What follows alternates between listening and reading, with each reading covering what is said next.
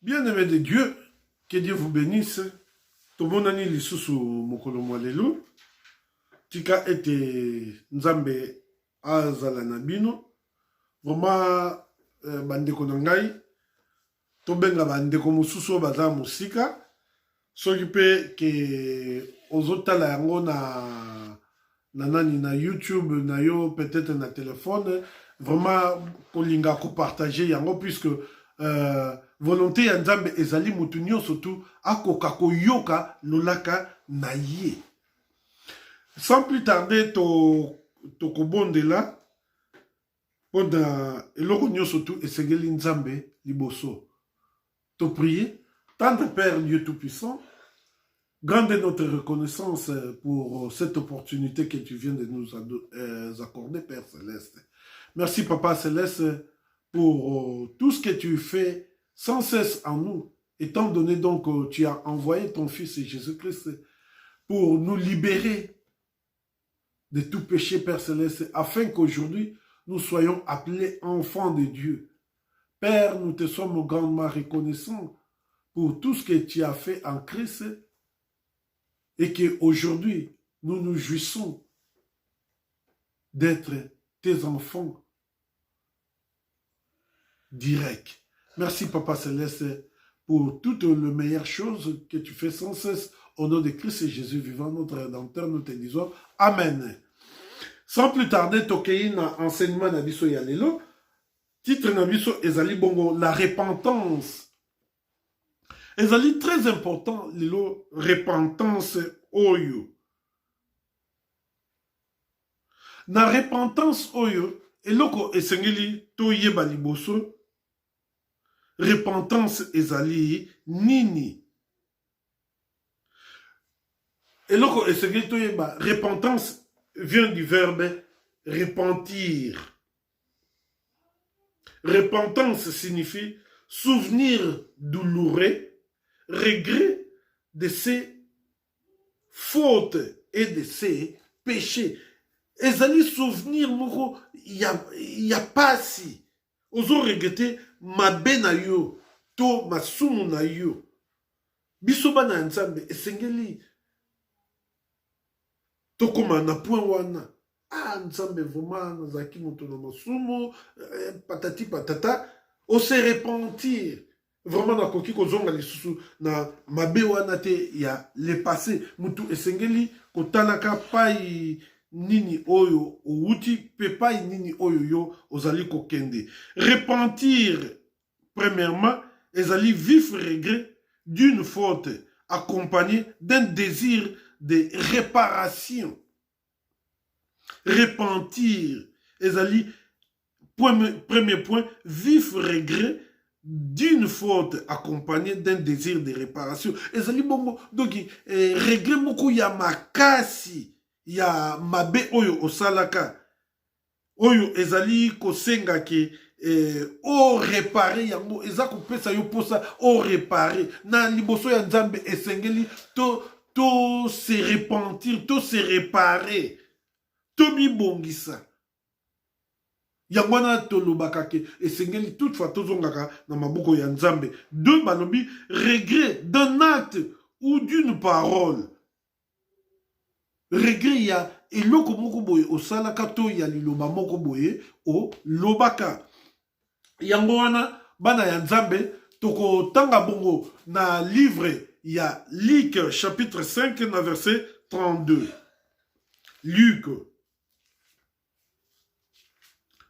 chapitre 5, na verset 32, tokomona awa balobi na biso nini, balobi boye, je ne suis pas venu appeler à la repentance des justes, mais des pécheurs. Awa, Jésus-Christ mutu azoloba. Na yete pona ko benga ba juste ba se repentir, mais bato na masumu. Bato na masumu, biso bato na masumu, esengeli to se repentir. Ngaite mutu na lobi parole de Dieu. Mutu na masumu, esengeli a se repentir. Jésus parle qu'il n'est pas venu appeler les justes à la repentance. Bana nzambe, toyebake lelo oyo même Jésus-Christ ye moko l'air azalaka na se ya mabele akomaka lisumu pona amema mabe na biso nyonso tu ebongo biso lelo pona nini toko ndima masumu na biso te na Luc au chapitre 19 Luc au chapitre 19 dans verset 10 balobi na biso boye car le Fils de l'homme est venu chercher et sauver ce qui était perdu.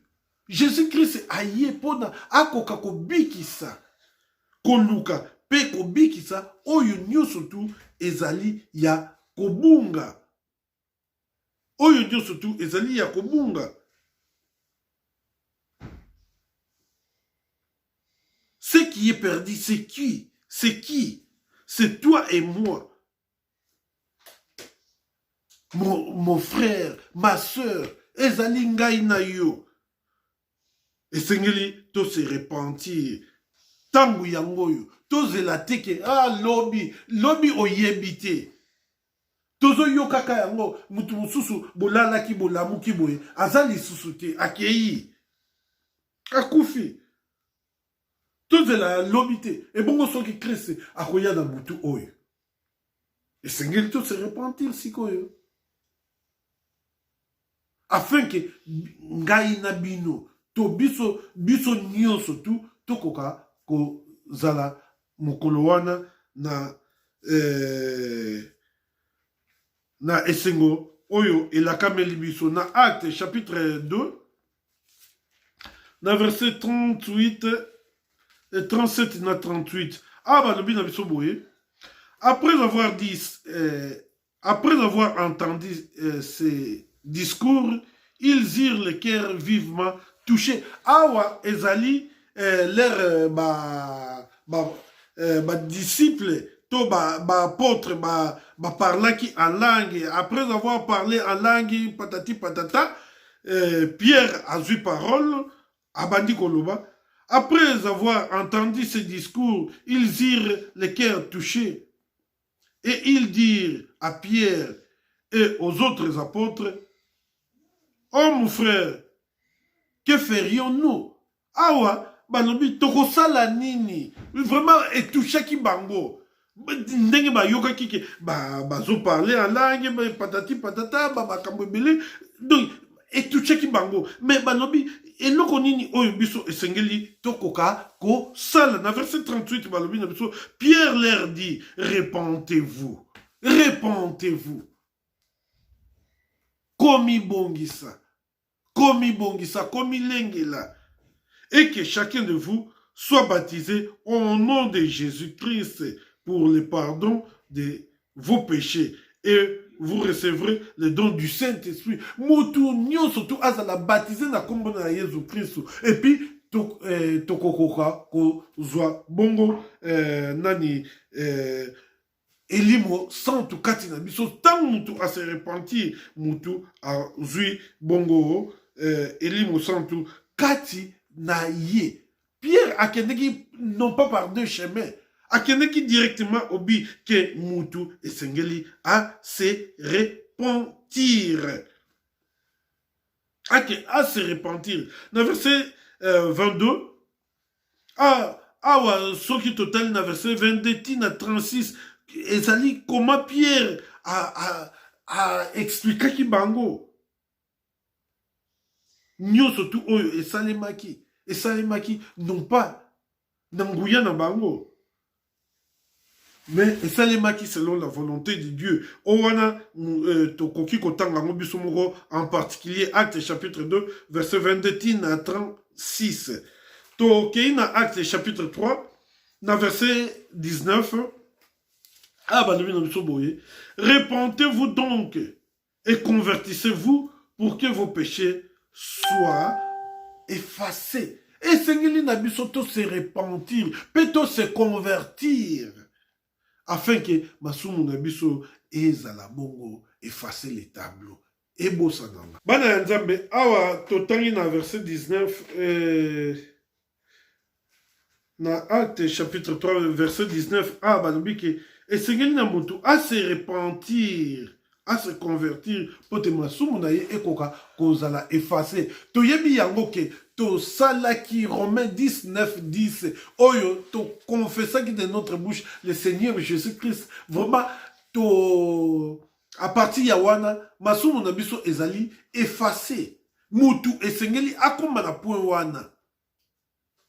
Mutu esengeli akoma na point wana. Puis plus loin na acte nzambe alobi na biso ke donc ye azako tala lisusu le passé te mais esengeli na mutu à se convertir et puis akoka ko vivre. Donc bana nzambe esengeli na biso to se convertir et puis to koka ko vivre, to koki ko vivre non pas na ba condamnation étant enfant de Dieu. To kotala yango na enseignement oyo yambale koya ke plus de condamnation pour ceux qui sont en Christ.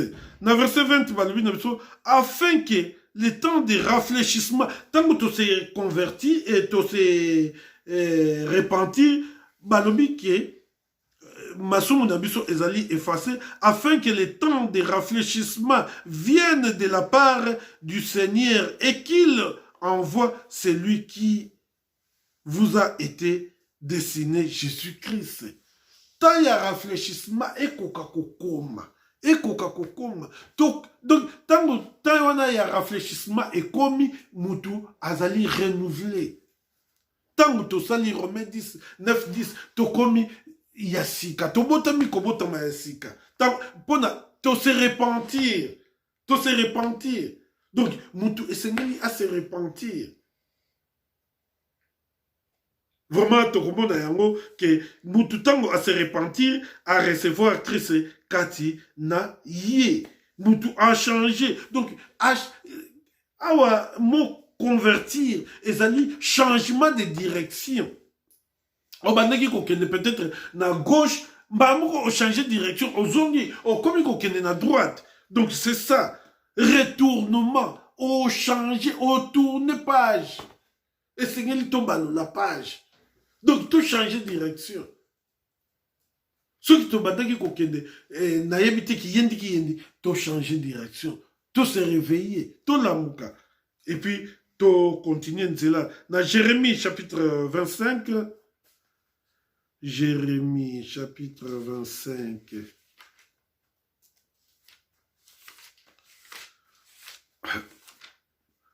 Jérémie 25. Dans verset 5, ils ont dit, revenez chacun de votre mauvaise voie et de la méchanceté de vos actions, et vous resterez dans le pays que j'ai donné à vous et à vos pères d'éternité en éternité. Ah, nzambe mutu azakoloba que mutu esengeli à revenir de sa mauvaise voie. Nzela oyo yamabe azalaki kokende. Yango to uti komona awa convertir ezali changement de direction. Donc retournement, donc au changer de direction. Moto esengeli a changé de direction. Alors, côté oyo yamabe abandaki kokende ba moko abite na lingi lisu côté oyo te te côté oyo yango te omona ozokende nga e arriva kambala mingi omona le musu nazokende omona na komi pa mususu omona n'hésiter omona pena ke te nzamba lobi ke nzela oyo yango te okenzela mususu. Et puis, là, tu as les sous-nakines, et tu as les sous-toqués quelque part, nande comme sous-tobanda au Vandanae. Au moins, tu vends, mon angana, bien, la place où on a sepelé dans le sous-té. Tolonga, tokei. C'est l'embre, la place où on a, yoga place, utaki, et tigani ko yinda kuna. Soit, l'ikamoura, ma besa, miwana, donc, il va, vraiment, il y a bien karaté. Nous, surtout, ezali, kozala toujours à l'écoute de Dieu. Dans Ézéchiel chapitre 18, Ézéchiel 18, na lingi ke totanga na verset 32. Je ne désire pas la mort de celui qui meurt, dit le Seigneur l'Éternel, convertissez-vous donc et vivez. Donc, tout se convertir, Nzambe alingi kufa ya motote. Tout se convertir, tout se convertir, tout se convertissent, te convertir et puis tout kokako vivre. C'est ça le désir de Dieu. Convertissons-nous. Dieu ne veut pas autre chose en nous si ce n'est de nous convertir et puis que nous vivons. Dieu nous a donné le libre arbitre. C'est à nous de faire notre choix. Mais le bon choix, c'est de se convertir et puis de vivre selon Dieu. Dans Actes chapitre 5, Actes chapitre 5, Tokotanga, dans verset 29, et puis na 31. Ah, bah, Pierre et les apôtres répondirent, il faut obéir à Dieu plutôt qu'aux hommes. Le Dieu de nos pères a ressuscité Jésus, que vous avez tué en le pendant au bois. Dieu l'a élevé à sa droite comme prince et seigneur pour donner à Israël la repentance et le pardon de péché. Ah, Jésus-Christ, c'est ce qui a koufaka pour donner à Israël la repentance et la rémission des péchés. Lelo oyobiso bana nzambe photo yebango, tout ça déjà la repentance, tout ça déjà la rémission des péchés. Mais oyonano asali yangote, c'est le moment d'enfer. C'est le moment ya kosala yango. Donc, c'est ça. Bit oyo nzambe atindaka Jésus-Christ na mokili et pote et moto akoka ko se repentir. Jésus-Christ lelo oyo soki akufaka na ekulusu pote lelo oyo mutu nyonso tu akoka ko zwa droiture akoka ko se repentir. Na verset chapitre 8 Acte chapitre 8, verset 22, Balobi Nabiso Boye. Balobi, répands-toi donc de ta méchanceté et prie le Seigneur pour que la pensée de ton cœur ne soit pas, te soit pardonnée s'il est possible. Ah, Balobi, répands-toi. Répands-toi. Revenir en toi-même. Revenir en toi-même. Répands-toi. Pote, nyo surtout ekoka kozala. Et ma pensée ya motema na yo ekoka kozala. Pardonner s'il est possible. Vraiment, Nzambe azali flexible ya ko pardonner nyo surtout. Même yo osalaka lisumu yango ndenge nini, même lisumu no ekomaka motane lokola ngola, même obomaka, même oyibaka soki ndenge nini, même osalaka ndenge nini, Nzambe alingi ke moto lelo akoka kobongwana, moto akoka ko se repentir, moto akoka ko revenir de sa mauvaise direction, qu'il change la direction. Ozalaki kokende na nzela ya libulu ochange ozongi okei nzela oyo ya bien oyo mutu nyonso tu azali kotambola avec vivacité. Na Luc chapitre 24, Luc chapitre 24, na verset 47, ah balobi na biso, et que la repentance et le pardon de péché seraient prêchés en son nom à toutes les nations, à commencer par Jérusalem. La repentance et le pardon de péché seraient prêchés partout, partout, au nom de Jésus-Christ. Au nom de Jésus-Christ. Na mutu nyonso tu. Na mutu nyonso tu. Nzambe azosenga mutu nyonso tu. Akoka ko se repentir. Moutounio surtout à revenir de sa mauvaise voie. Et puis, akoka ko continuer une bonne direction. Dans 1 Jean, chapitre 2, 1 Jean, chapitre 2, dans verset 12. Ah, bah, je vous écris, petits enfants, parce que vos péchés vous sont pardonnés à cause de son nom. Nos péchés nous sont pardonnés. Ok. Donc, on a 1 Jean chapitre 2, verset 12, balobi. Je vous écris, petits enfants, parce que vos péchés vous sont pardonnés à cause de son nom. Bamasubu na biso nyonso tu. Mabe na biso nyonso tu.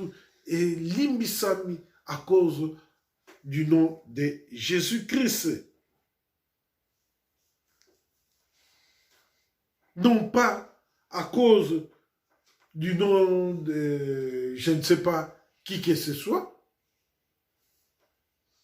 mais du nom de Jésus-Christ, non pas du nom de mon père, de votre père ou de nos oncles,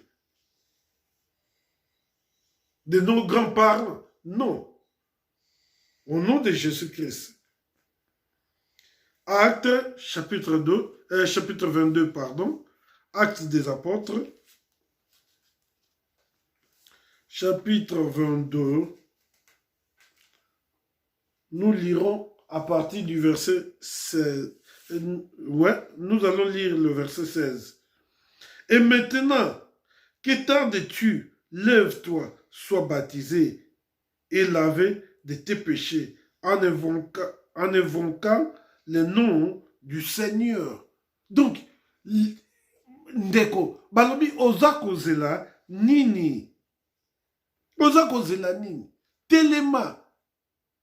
Zwa batisimo na kombo ya batisimo. Pe sokwama na masumu na yo na ko belela kombo ya mokonzi.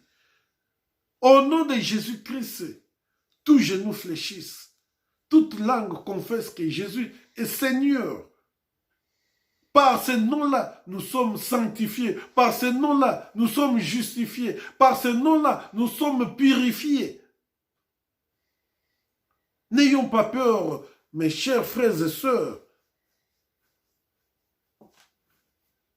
Tomitika na maboko ya Nzambe. Yo mutunanu o se repentir te. C'est ton temps. Il est temps d'en faire, de se repentir devant Dieu.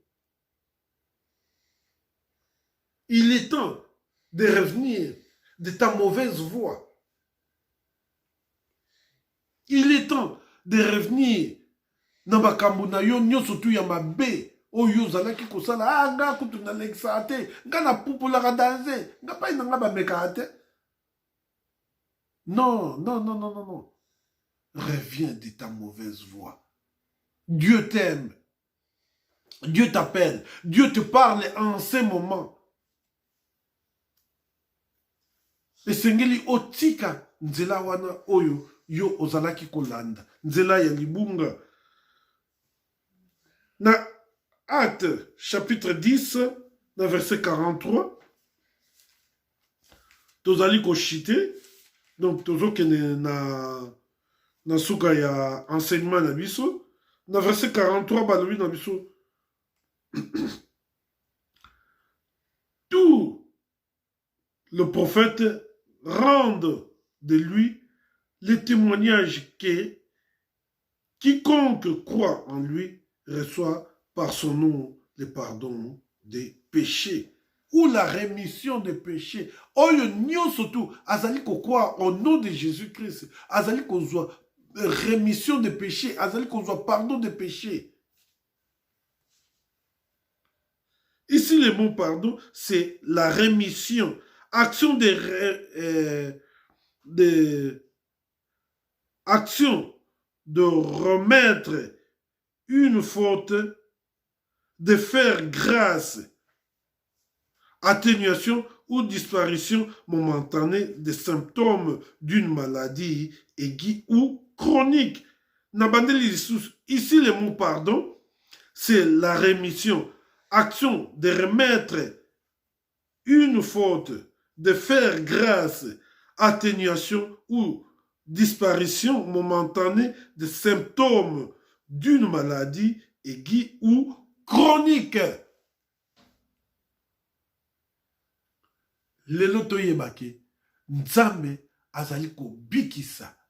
Na kombo ya Jésus-Christ, ozali pardonné. Na kombo ya Jésus-Christ, obotami mbotama ya sika. Na kombo ya Jésus-Christ, obengami mwana ya Nzambe. Soki osali kaka, oyo, tozali kotangela, yo na liloba ya Nzambe oyo. Soki bosali kaka, oyo, ezali kotangama na kati ya liloba oyo. Na 1 Timothée pona kosukisa, 1 Timothée chapitre 1, na verset 15, balobi na biso boye.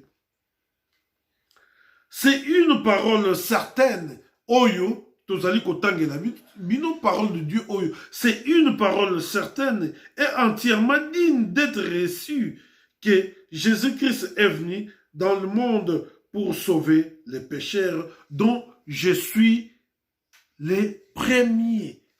Awa Paul mutu aza kolobela biso tomosani vie ya Paul te abomba yango te alobela yango même dans la parole de Dieu. Paul a prouvé même la mort d'Étienne.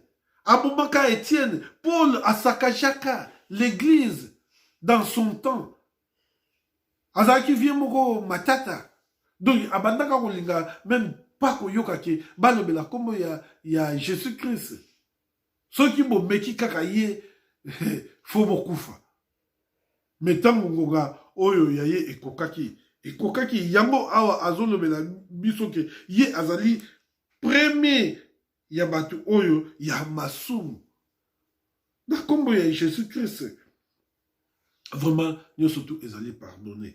Parole oyo ezali vrai, ezali certaine que Jésus-Christ ayaki na monde pona kobikisa bato na masumu. Bato na masumu, ngai na bino.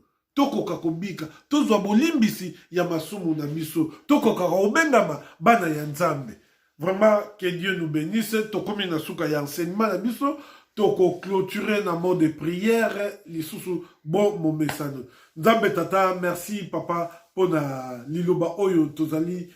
Tango nyoso tuko yoka, tika ete liloba oyo tango nyoso tozali ko yoka yango Père Céleste et persekati ya mitema na biso afin que ekoka ko ramener biso dans changement. Merci papa pour na futur ya moko oyo azali ko prendre part na ba enseignement oyo afin que ekoka ko renouveler intelligence ya moto nyonso tu oyo azali koyoka yango po te volonté na yo ezali ke quiconque oyo ayoki akoka kosala oyo azali koyoka pe yo ozali ko recevoir tout le monde yawe to commission to pambolio na kombo na Yesu Kristo oyo azali mokonzi pe mobikisi na biso to lobi bongo amen. Que Dieu vous bénisse. Seulement je voudrais passer mes salutations à tous ceux qui me connaissent et puis vraiment abonnez-vous abondamment. Dieu ne vous oubliera jamais. Que Dieu vous bénisse.